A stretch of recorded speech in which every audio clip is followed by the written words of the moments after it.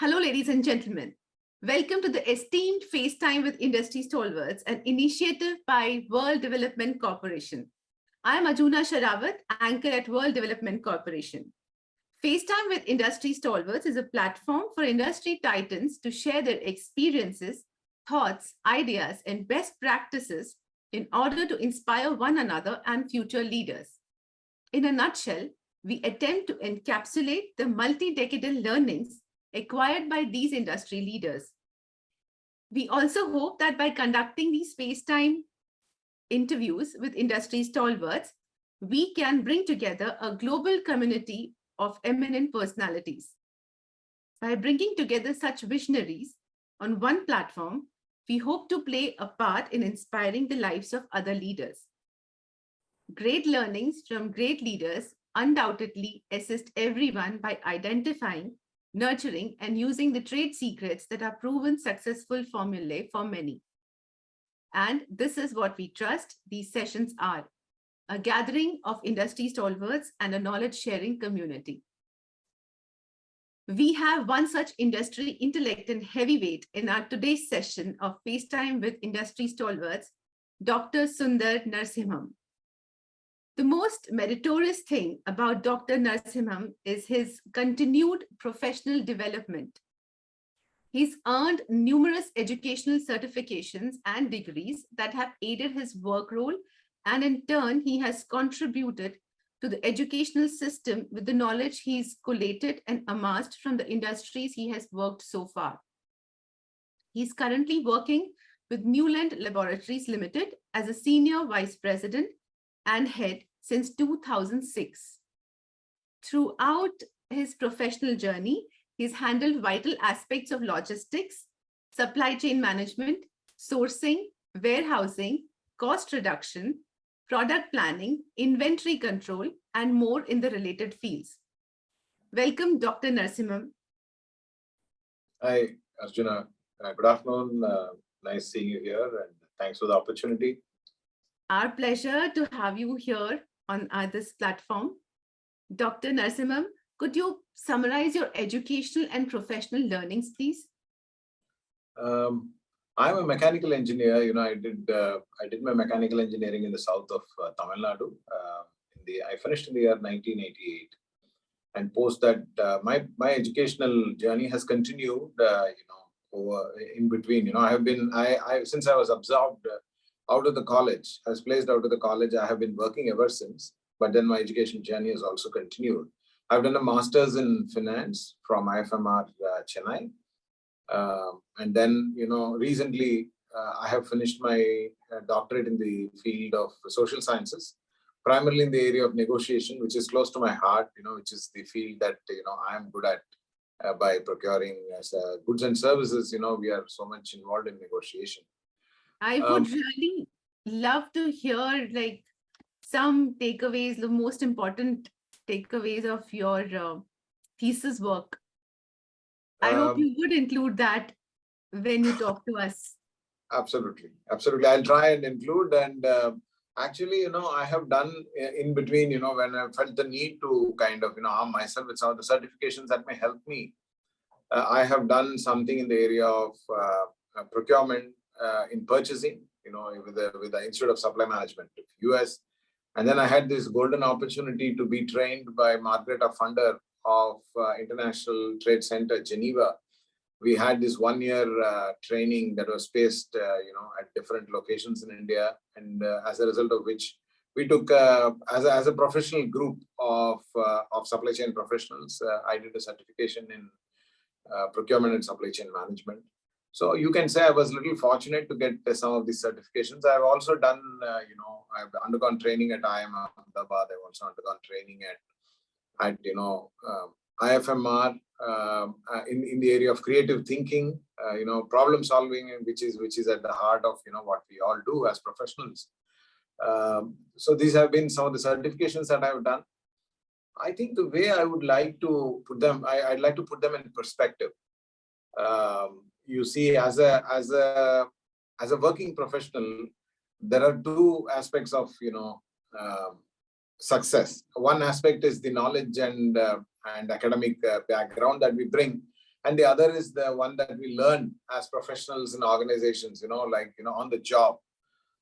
Like if you take in Greaves, when I was a young mechanical engineer, I understood the value of, for example, diligence, leadership, ownership, team building, and all that. So, my initial letters used to be corrected when I wrote to the suppliers. There was a lot of correction that my bosses did over a month. And then I understood how to start writing nice, diligent letters as a result of that training. And from there, how do you take ownership when, especially problems, problems are always there. As they say, Murphy's Law operates. And when there is a problem, do you stand up and say that I did the mistake? So that kind of ownership is always appreciated. I understood that, you need to be, if you have to be respected, you should also stand up and accept failures, as it were. So some of the things that I kept learning. So, and later on, I went to a company called A.V. Thomas Group in Kerala.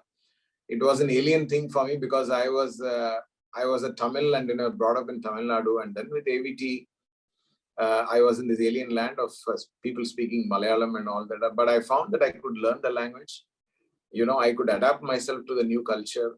And that actually was a big expansion, so to say, of the consciousness, where, you were in an alien land and you were kind of operating as usual. So this is the second professional learning that I had. When you operate in a new environment, you're still kind of, functioning normally. And then at Breaks India, I understood what makes the auto industry such a good, I will say, seasoned professionals of Six Sigma, of very high quality production. And then, also their beautiful methods of inventory management, especially, and benchmarking. These are the three very important professional values that I learned at Breaks India. And then, I went on to work in a company called Zuari Furniture. And in Zuari Furniture, we made, as a group, it belonged to the KK Birla Group. It belongs to the KK Birla Group. And the group actually is very clear, creditworthiness, walk the talk, and business priorities really, are at they kind of, call the shots from that. And then everything is subservient to that. And that way they fire as an organization, and, they kind of get the best deals that they get for procurement. Guys like me in procurement, it is like a dream come true to work in organizations like that. And then I went to the Murugappas, and, they have this code of ethics. They have this code of values and ethics, which they follow to the T. Like, for example, they talk about look at the sustainability of the supplier, the continued profitability of the supplier. Don't try and extract the maximum value and make him go into a loss. That is not a sustainable thing for you to do. So things like that, these are values that you pick up, the professional learnings that you pick up as you keep moving from organization to organization, from environment to environment. And then in the process, you grow as a professional. So I will say, I think these two sides of a coin of academic qualifications and professional knowledge building in different organizations has helped me a lot to come where I have come to, and to be able to deliver at where I am delivering. This is my journey. And in Neuland, the one of the highest values that they practice is respect for individual. It starts from that. And from there, it goes to how the company really has had an impeccable track record in the area of regulatory, filings. For example, they have never had any strictures issued by any of the medical authorities world over. And it's not that the organization it's not that the organization is like a utopia. We have our areas of improvement. We have things to do, but then we are very transparent even to the medical authorities. And our transparency and walk the talk and do what you tell and tell what you do has really, given us this kind of an impeccable track record. So this is a value that I understood, that you don't need to really hide your, failures. You don't need to hide your so-called the dark side. You can be open about it and agree that I will improve in these areas. And, this can be seen as a big meritorious thing, that because then people get a confidence that you're not going to hide things in front of others. But at the same time, a lot of perfection has already been achieved. It's not that, we have a lot of things to really worry about. Transparency along with a rigor for, perfection has really brought Neuland to where they are. And so I have learned this value here, and and so on. This is how my journey has been so far, and I look forward to really learning more as I keep going ahead. Very impressive, Dr. Narasimhan. Next, we would like to know what made you so passionate about your work that you've always wanted to expand your purview and support it academically. Even as I started my career as a student, I was asked to fill this application form. And, it asked me, what do I want to be? What do I want to be in the next 20 years? And I told myself, thought about it for a moment, and I wrote down that I want to be a general manager in the next 20 years. And as I joined an organization, I saw that there were a lot of professionals around me, different nature. And then, I had this opportunity in procurement. And as I joined the procurement team, I understood that that a basic degree is not going to get me anywhere. For example, basically will take me to some level in the career. And so this gave me the passion. I was exploring options as to what I should become. Then I said, if I have to really get into the area of management, then I have to probably do a degree in something in management. So, and I felt that, that financial management is something that will give me the right perspective as a supply chain guy. I started in my career as a supply chain person. So financial management made very natural sense to me. And that is how I went on to do this financial management course in a quite a reputed institute, IFMR, that is. And that gave me, I will say, I came across some really, some really good academic thoughts and concepts, such as, for example, how American corporations, the Fortune 500 companies, have really prospered, and what are the strategies. Hearing about people like Jack Welch of GE and all that, this gave me this kind of kindle my thought that I should really make it big in my career. And and as I kept progressing, then I found that certain certifications will also help me. I will say that one thing led to the other, and thereby I also had the great opportunity to get trained under different leaders, a lot of different coaches, that really helped me to keep my passion going. So the way I will put it is that I felt that for expansion in career, both academic and professional qualifications are very much important. This is where, this probably has been the hallmark of my career that I have continued. Yeah. So, so I will say I want to become general manager at 30, at the age of 40. Well, it turned out to be so. I will say, so you can say that I had a well-directed thought process, which helped me to think about how to get there. I took great inspiration from one of our divisional heads, Mr. Natarajan.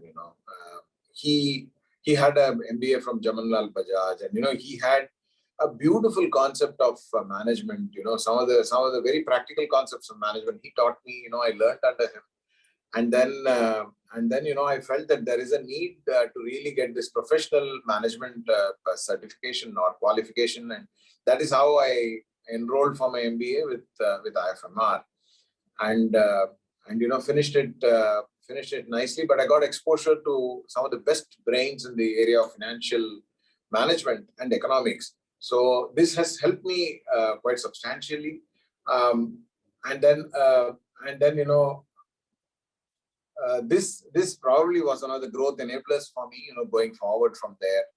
And so and some of the certifications that I've done, especially in the area of purchasing management, in the area of supply chain management, has also gone a long way to fuel my career. So you can say it is like a virtuous cycle that has happened. That I have qualified myself, and as a result, I've been able to progress in my career and in the area of responsibilities.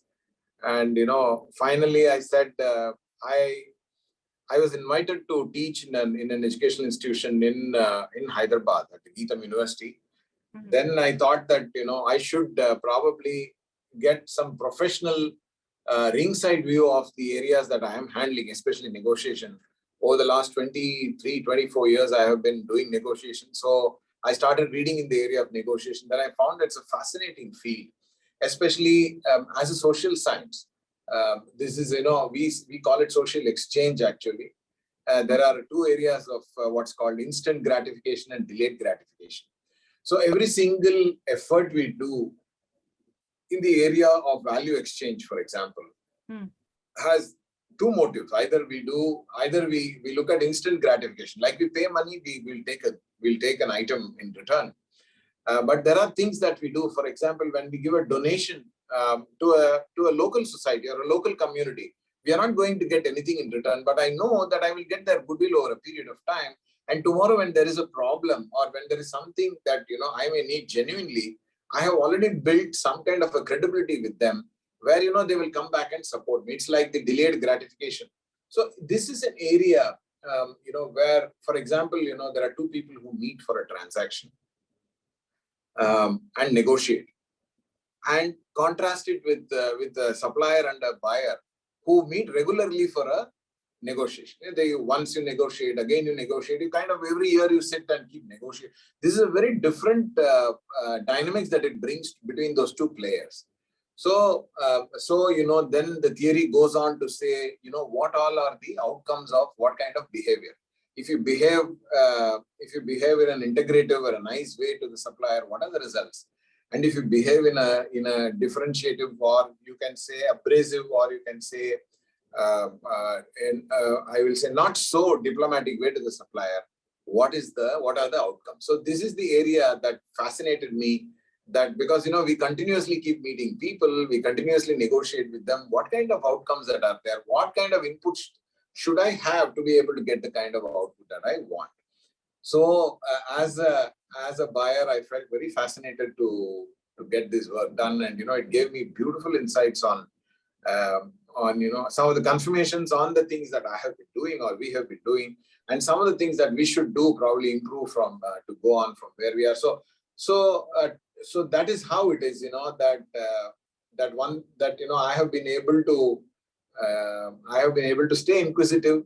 I've been able to explore new frontiers, and as a result of which also get some academic qualification that I've had. This is how I have been able to fuel my passion, Arjuna. Wonderful. I really am very, very fascinated by this topic of yours, negotiation, because without negotiation, nothing happens. Like, we've been negotiating from, like, societies have had different styles of negotiations. So you would have had a history, you would have gone through a history of how it all evolved and where it is now. There Absolutely. must be... See, I'm sorry to interrupt. I think there are. See, traditionally negotiation has been a little differentiative in nature, or you can say it has been some kind of transaction based, and some kind of a win-lose kind of an approach has been there. And then this collective bargaining came in US. When the United Auto Workers Union, they all got together and started negotiating for their rights.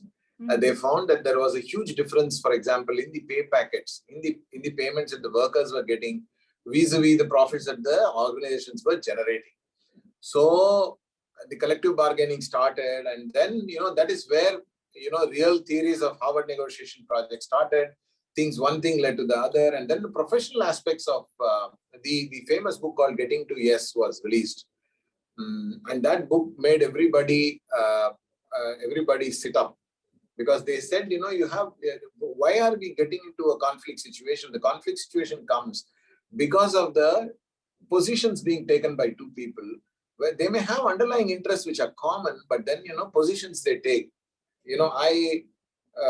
So these things I have studied, and because I have worked a lot in China, but China operates very differently. So there are geographical, regional, cultural aspects of negotiation. So it was of great interest to me as a result. That's the reason why I also pursued it.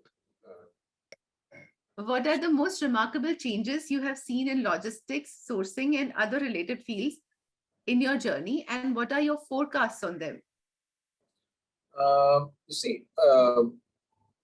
I started this career in 1988, about 35 years ago, roughly 35 years ago. And when I started, we just saw the factories of scale. We're still in the licensing Raj as we speak. And, there were only large steel plants, large coal plants and things like that. And we started seeing the first factories of scale like Maruti Udyog happened. And so, the first wave, I will call it, is the factories of scale that have come up post-liberalization era, and the intense competition and the industry's penchant for high-quality professionals. I think this was the first change that we saw. I'm kind of building it a little roundabout manner, the way I am thinking.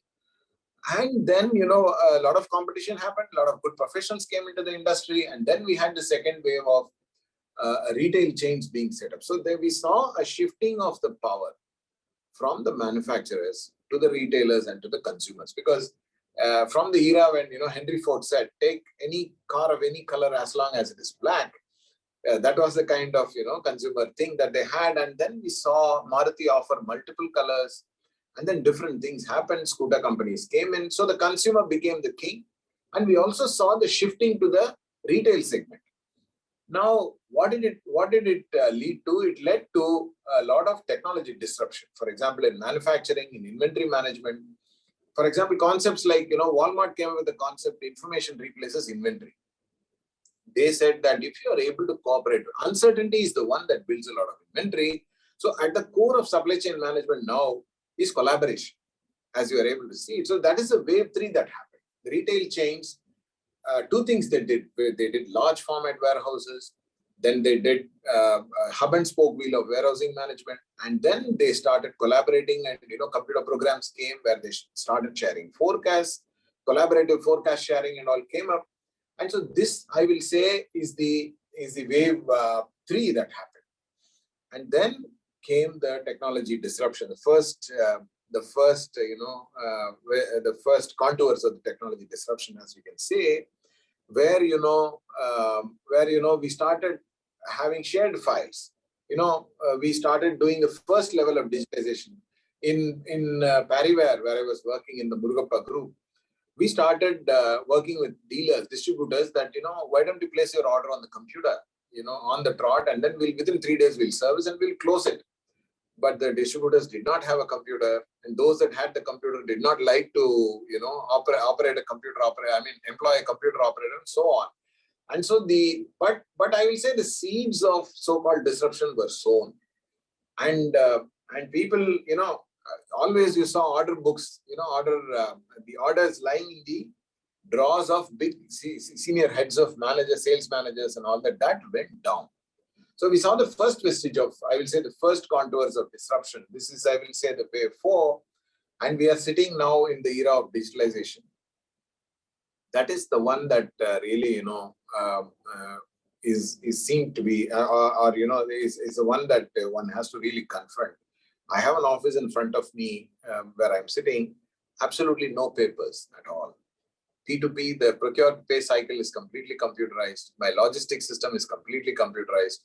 Very rarely I get to sign papers on my table. So it's everything released on the computer, everything done on the computer. But then you have track records, you have traceability, you have auditing systems, you have footprints, you have everything.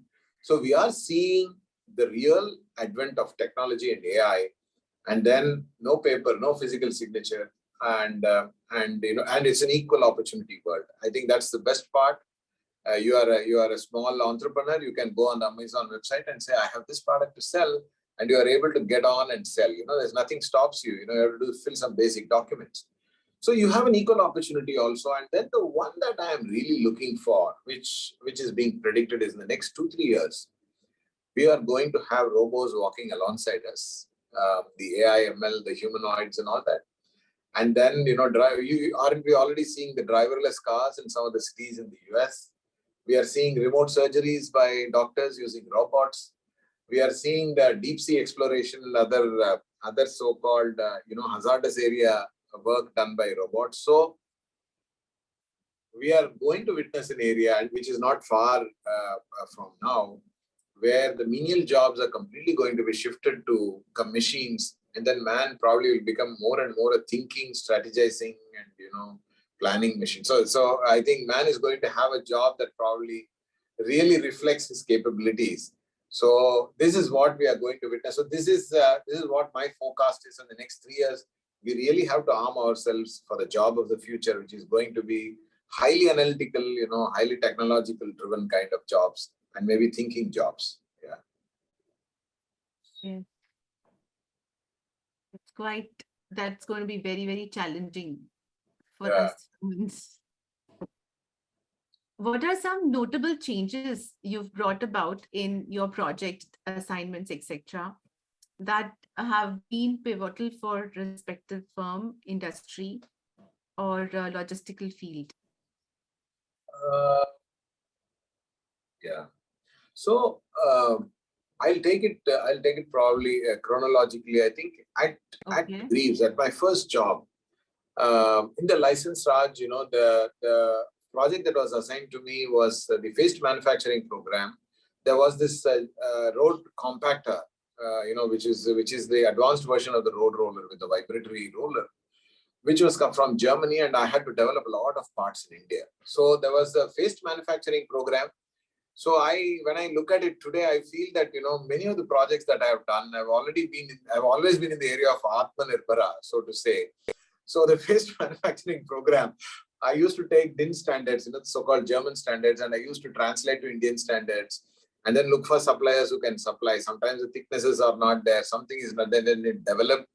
And then I traveled even early into my job. I traveled all over India. I went to Goa for getting some hydraulic hoses. I went to Bombay to get some, we were trying to fit some of the automobile speed cables into the compactors. So a lot of work I have done in the area of the phased manufacturing program in the first part of my career. It involved translation of German standards to Indian standards, and then to be able to develop a lot of suppliers. So it was kind of very intense, and I will say that was a permanent contribution to the organization. They still manufacture their compactors, different versions of it. It's something that I feel a little happy about. And then the second in the AVT, I will say that the significant contribution has been in the area of setting up of the export-oriented unit. That was probably the second export-oriented unit to be set up in India after the one nearby at Irmatala in the Kerala. Kerala contributed for the first two of the EOU. So I was probably setting up the second EOU only in the country. So as you know, today we have a proliferation of EOUs, and they have really led the export-led growth in India. And then the EPCG schemes, the so-called export promotion capital goods schemes and all that. So I worked primarily in the second part of my job or the career. I worked in the area of I will say exports and export-oriented units, and then export-led. These units have the second unit that we set up in the same AVT group.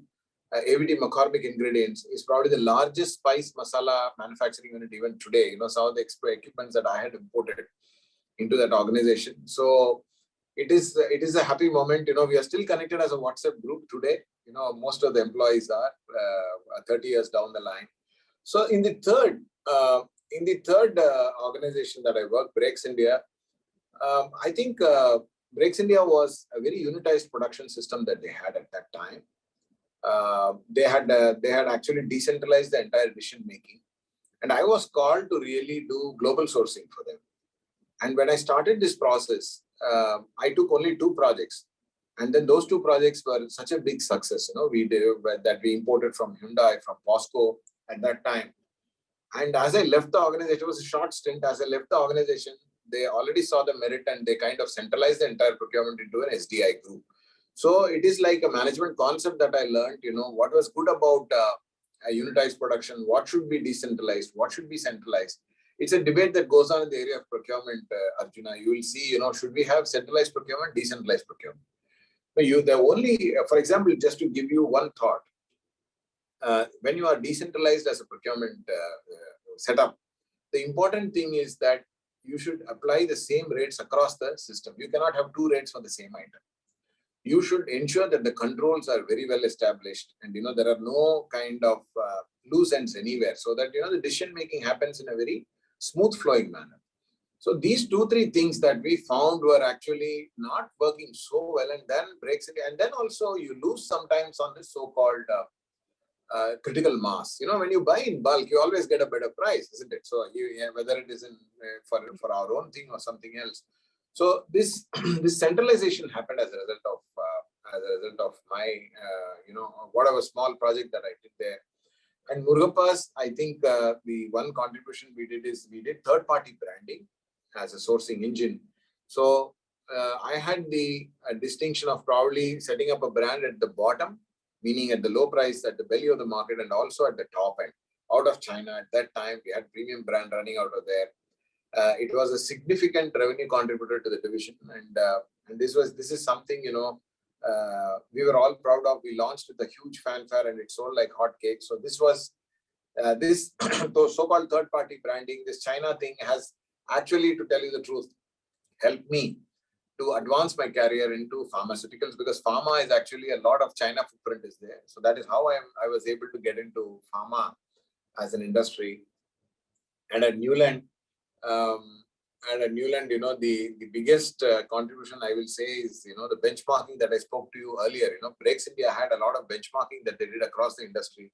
So we do a lot of benchmarking, we do digitization. We are probably, I will say, cutting edge.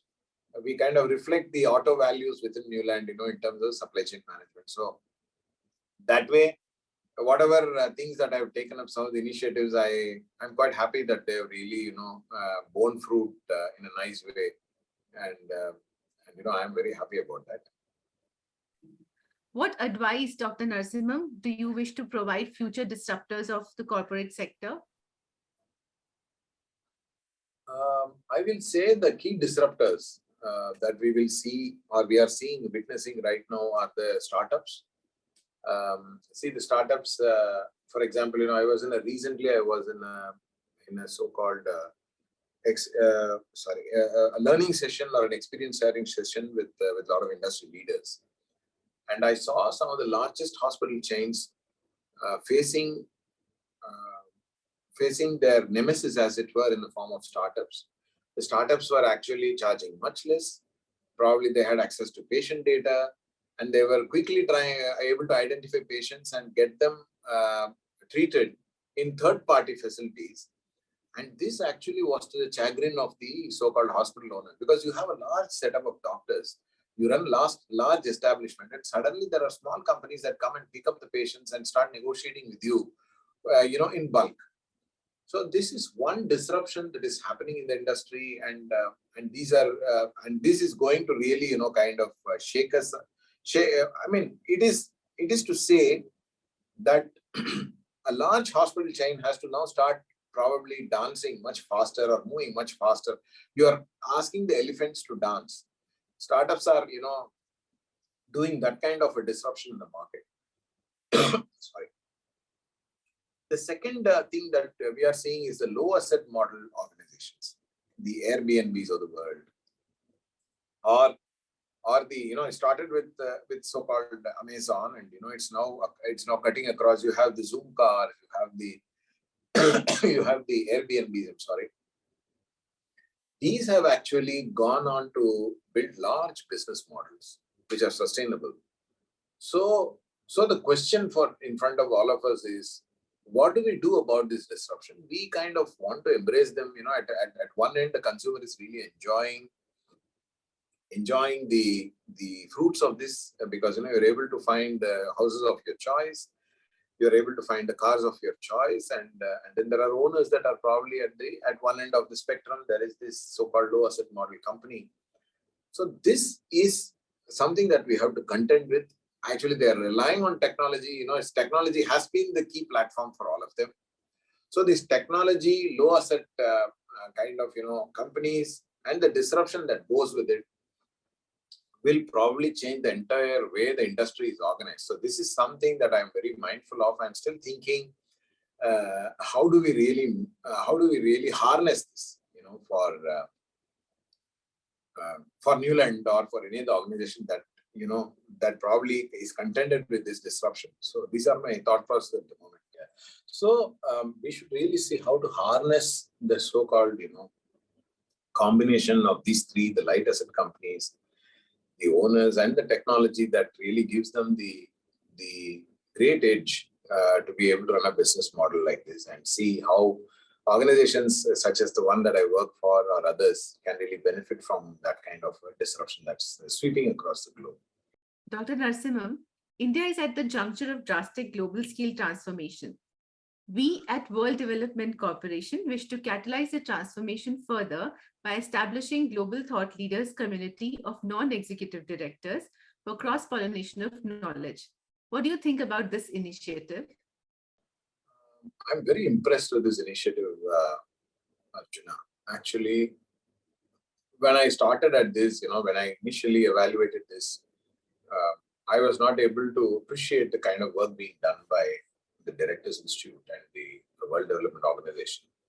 What I have now found after attending a series of sessions and then, looking at their syllabus and curriculum and all that, first of all, we have this environment where the Indian investors, the retail investors are actually investing a lot in the